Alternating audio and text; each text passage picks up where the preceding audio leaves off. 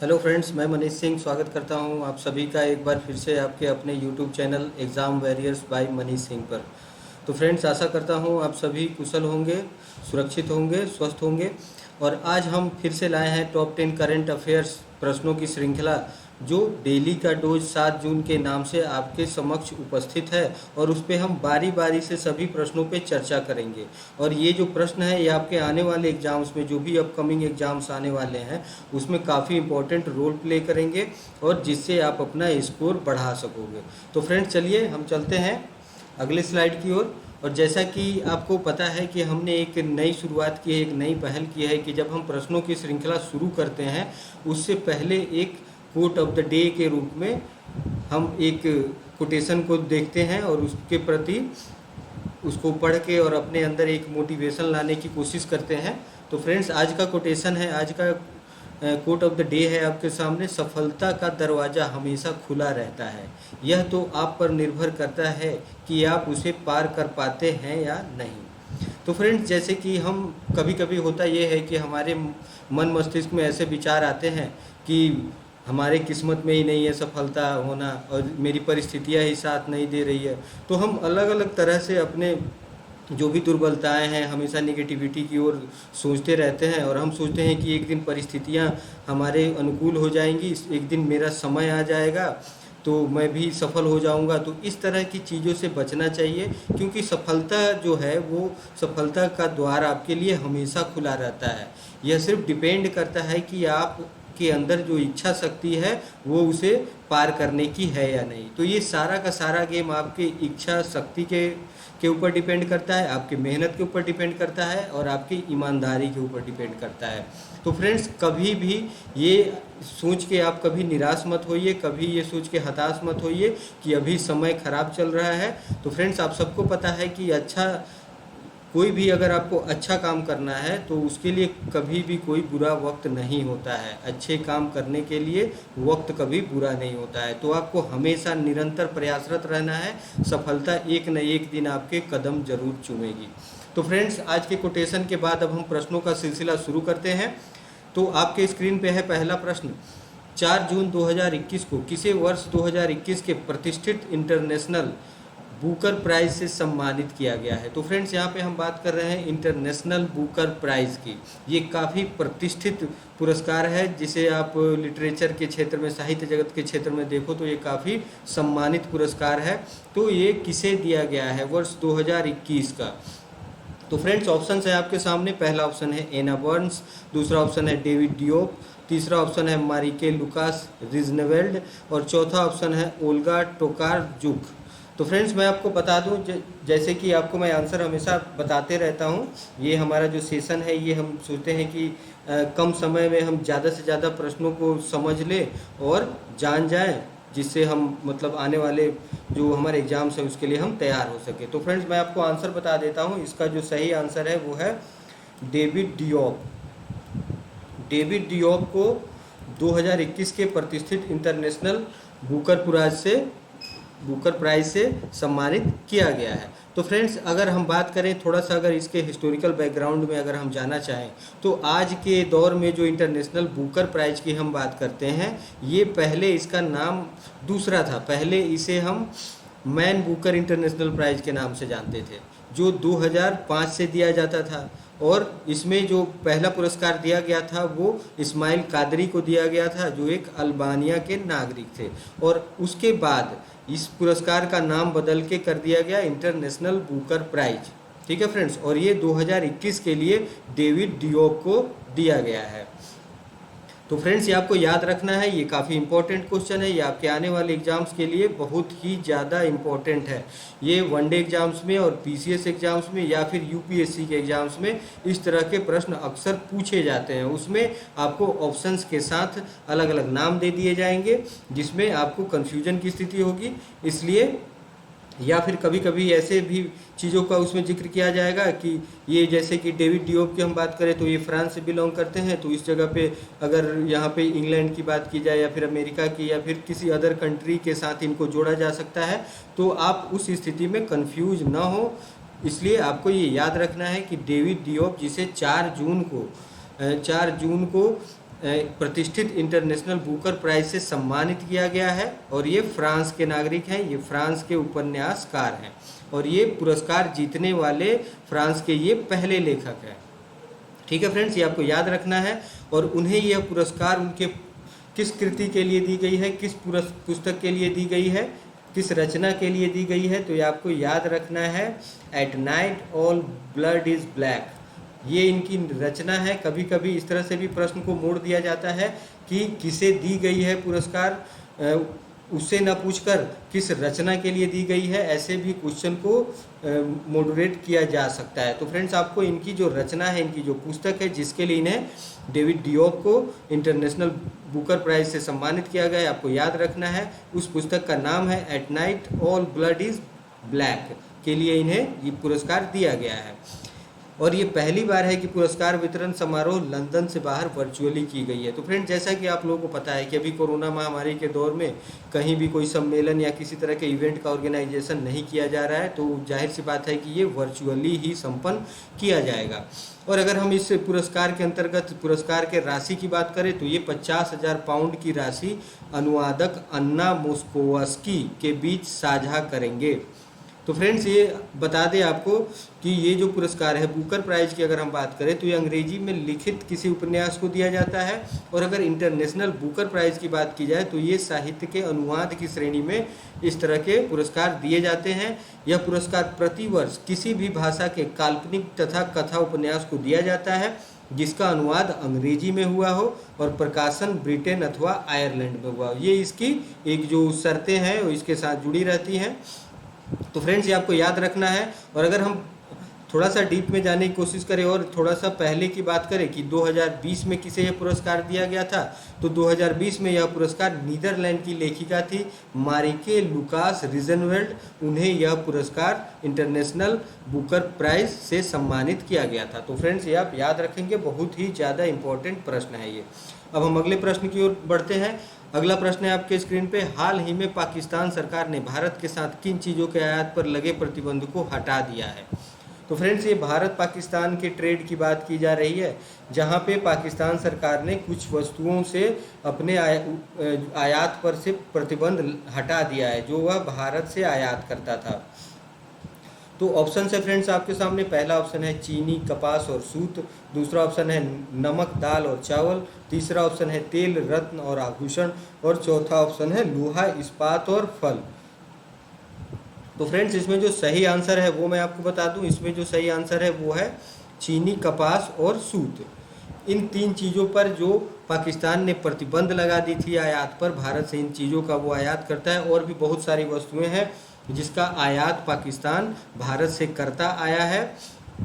तो अगर हम बात करें कि ये प्रतिबंध क्यों लगा दी गई थी, तो जैसे कि आप सबको पता है कि 2019 की अगर हम बात करें तो साल 2019 में जम्मू कश्मीर से आर्टिकल 370 को हटा दिया गया था और उसके विरोध स्वरूप पाकिस्तान इंडिया से इंपोर्ट करना बंद कर दिया गया था।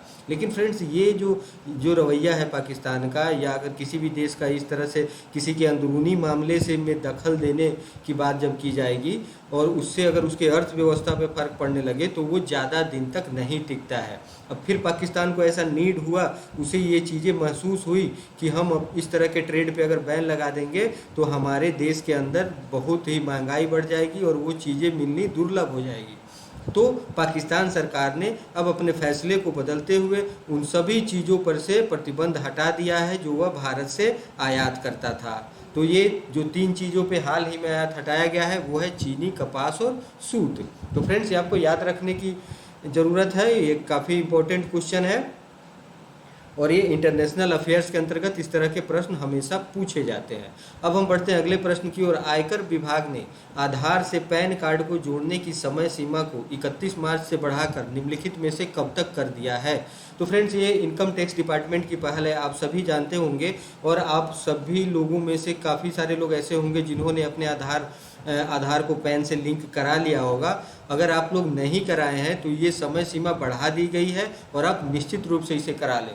तो फ्रेंड्स, ये 31 मार्च से बढ़ाकर कब तक कर दी गई है, तो हम देखते हैं ऑप्शंस क्या है हमारे सामने।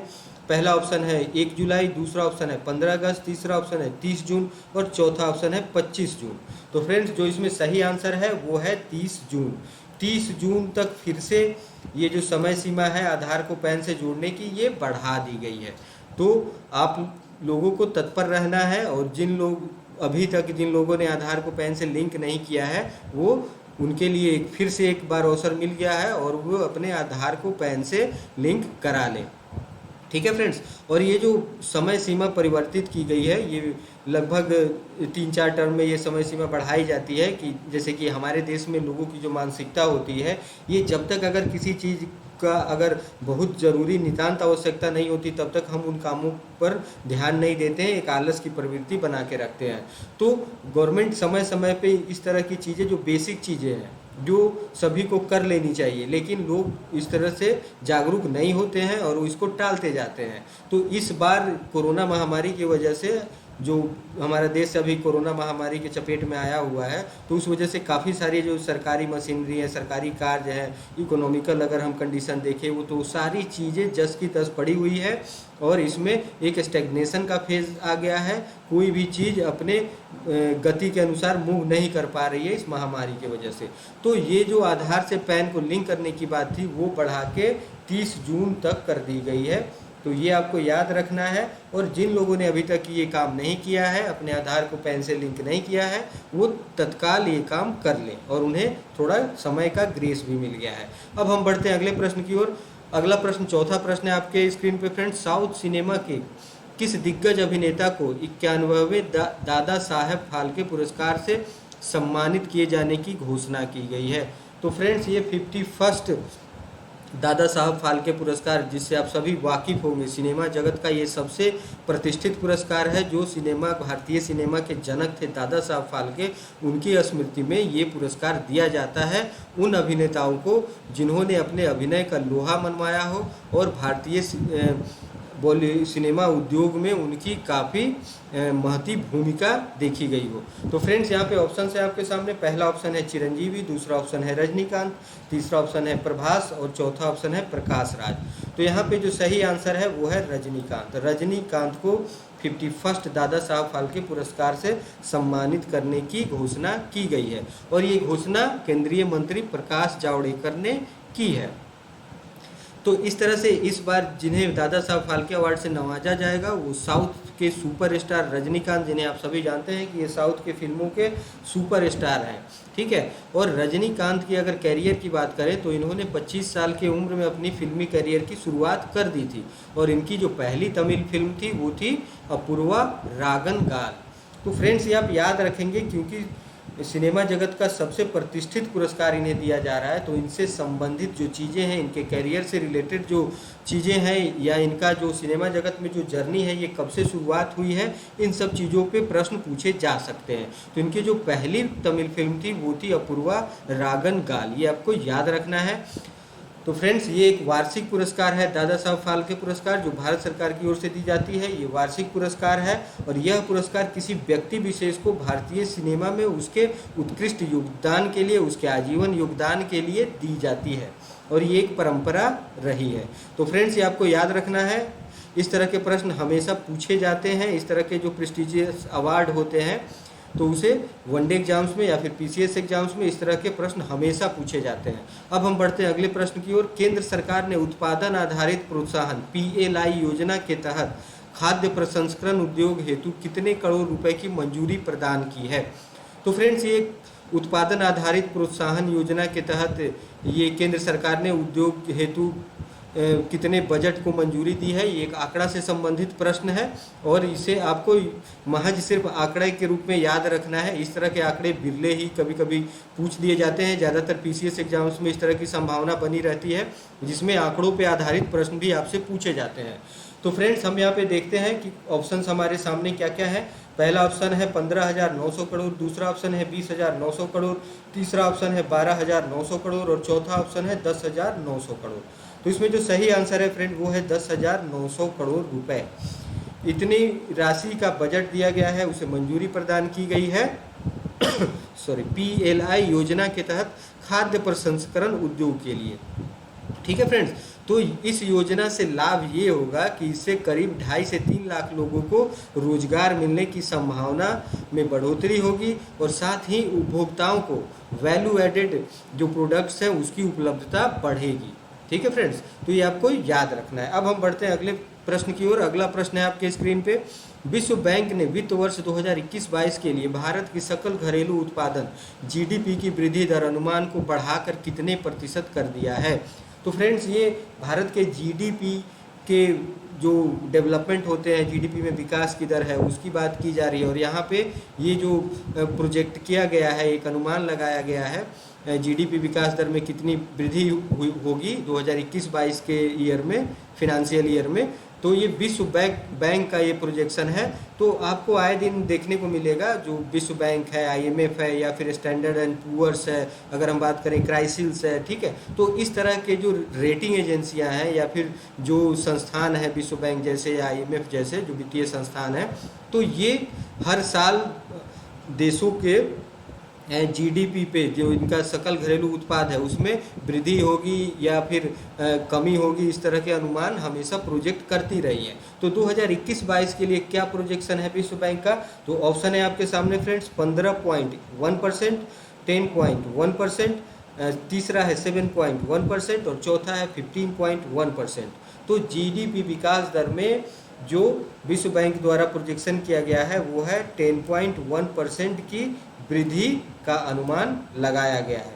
तो फ्रेंड्स, इस तरह से समय समय पे हर साल के लिए अलग अलग जो रेटिंग एजेंसियां हैं या विश्व बैंक या आईएमएफ जैसी जो वित्तीय सर्वोच्च संस्थाएं हैं वो एक डेटा बताती है, एक अनुमान अपना प्रोजेक्ट करती है देश के जीडीपी के प्रति।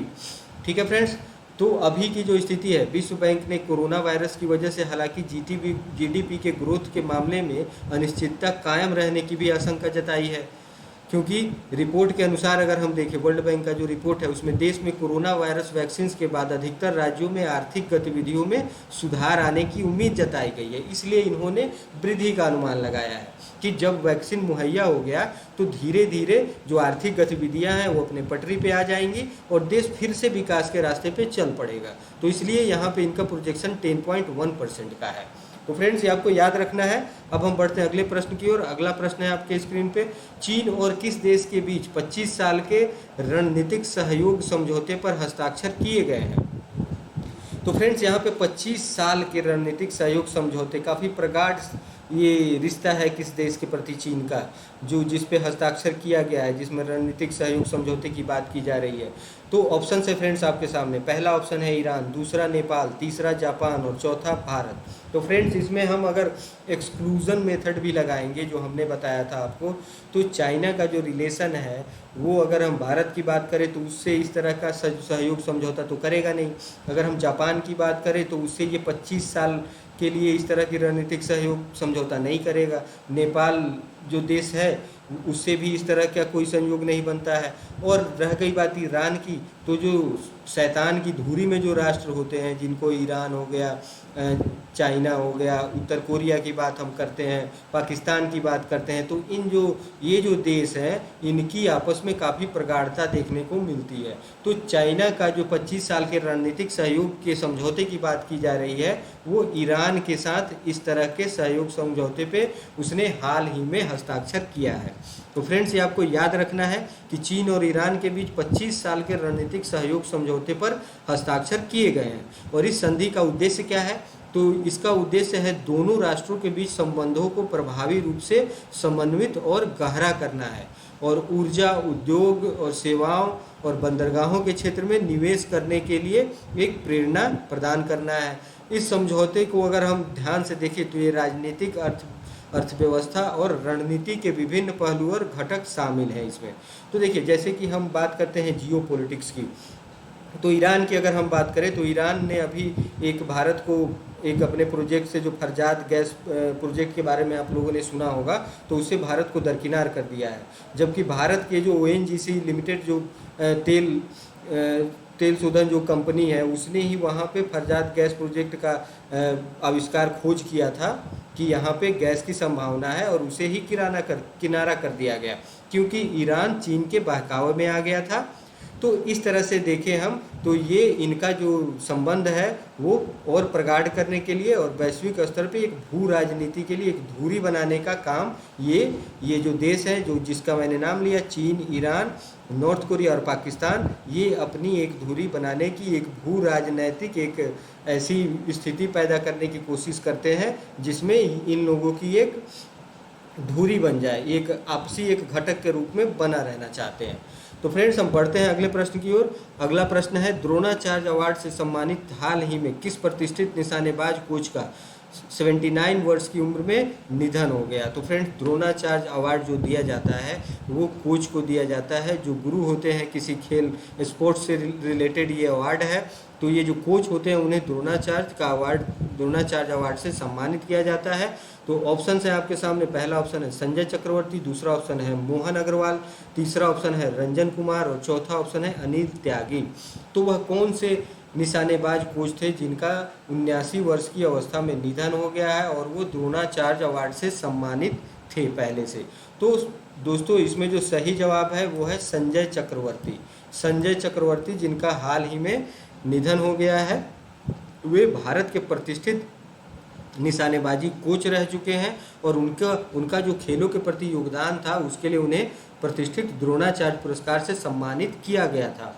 उन्होंने देश को ओलंपिक पदक विजेता गगन नारंग और अंजलि भागवत सहित कुछ शानदार निशानेबाज दिए हैं। ये जो गगन नारंग का नाम आप सुनते हैं, अंजलि भागवत का नाम आप सुनते हैं, जिन्होंने ओलंपिक पदक भारत के लिए जीता है, वो सब भी ये जो हमारे प्रतिष्ठित निशानेबाज थे संजय चक्रवर्ती जिनका हाल ही में निधन हो गया है, उनके ही संसर्ग में इन्होंने शिक्षा प्राप्त की, उनसे ट्रेनिंग प्राप्त की। ठीक है फ्रेंड्स, तो ये आपको याद रखना है कि ये संजय चक्रवर्ती जो निशानेबाजी कोच रह चुके थे भारतीय निशानेबाजी टीम के, उनका हाल ही में निधन हो गया है और इन्हें द्रोणाचार्य पुरस्कार से भी सम्मानित किया गया था। तो फ्रेंड्स अब हम पढ़ते हैं अगले प्रश्न की और अगला प्रश्न है आपकी स्क्रीन पे, भारत के किस पहले पर्यावरण मंत्री का हाल ही में निधन हो गया है। तो फ्रेंड्स यहाँ पे बात की जा रही है कि वो पहले पर्यावरण मंत्री थे, पहले मतलब फर्स्ट पर्यावरण मंत्री की बात की जा रही है जिनका हाल ही में निधन हो गया है। तो फ्रेंड्स ऑप्शन है आपके सामने, पहला ऑप्शन है राहुल सचदेवा, दूसरा ऑप्शन है दिग्विजय सिंह जाला, तीसरा ऑप्शन है बाबुल सुप्रियो, चौथा ऑप्शन है नीरज कुमार सिंह। तो फ्रेंड्स इसमें जो सही आंसर है वो है दिग्विजय सिंह जाला, जिनका हाल ही में निधन हो गया है और ये भारत के पहले पर्यावरण मंत्री रह चुके हैं और ये भारत के पूर्व केंद्रीय मंत्री जो पर्यावरण मंत्री के रूप में रह चुके थे, ये भारत के पहले पर्यावरण मंत्री थे और उन्होंने इस पद पर 1982 से 84 तक काम किया। इसके अलावा इनके करियर की अगर हम बात करें तो ये गुजरात के वांकानेर से विधायक भी रह चुके हैं और वे 1962 से 67 तक वांकानेर से निर्दलीय विधायक के रूप में इन्होंने अपनी सेवाएं दी थी।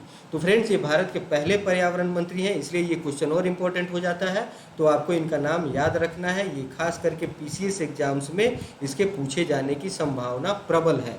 अगर आप जैसे कि यूपीपीसीएस की तैयारी कर रहे हो, बीपीएससी की तैयारी कर रहे हो या फिर जेपीएससी की तैयारी कर रहे हो, तो इन सभी जो प्रांतीय सेवाओं की अगर आप तैयारी कर रहे हो तो उसमें इस तरह के प्रश्न अक्सर पूछे जाते हैं, इसलिए आपको इनका नाम याद रखना है। अब फ्रेंड्स अगले प्रश्न की ओर बढ़ते हैं। अगला प्रश्न है आपके स्क्रीन पे 10वां प्रश्न, निम्नलिखित में से किस ऑस्ट्रेलियाई खिलाड़ी ने मियामी ओपन टेनिस का खिताब दूसरी बार जीत लिया है। तो फ्रेंड्स ये स्पोर्ट्स सेगमेंट से ये क्वेश्चन एक और आ रहा है आपके सामने, जिसमें हम टेनिस खेल की बात कर रहे हैं। तो इसमें कौन सी वो ऑस्ट्रेलियाई खिलाड़ी है जो मियामी ओपन टेनिस, मियामी एक यूएस का जगह है जो मायामी बोलते हैं, यहाँ पे हिंदी में मियामी लिखा गया है।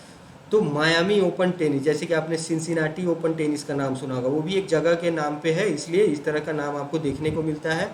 तो मायामी ओपन टेनिस खिताब दूसरी बार किसने जीता है। तो फ्रेंड्स ऑप्शन है आपके सामने, पहला ऑप्शन है एस्ले बार्टी, दूसरा ऑप्शन है सिमोना हालेप, तीसरा ऑप्शन है बियांका आंद्रेस्कू और चौथा ऑप्शन है नाओमी ओसाका।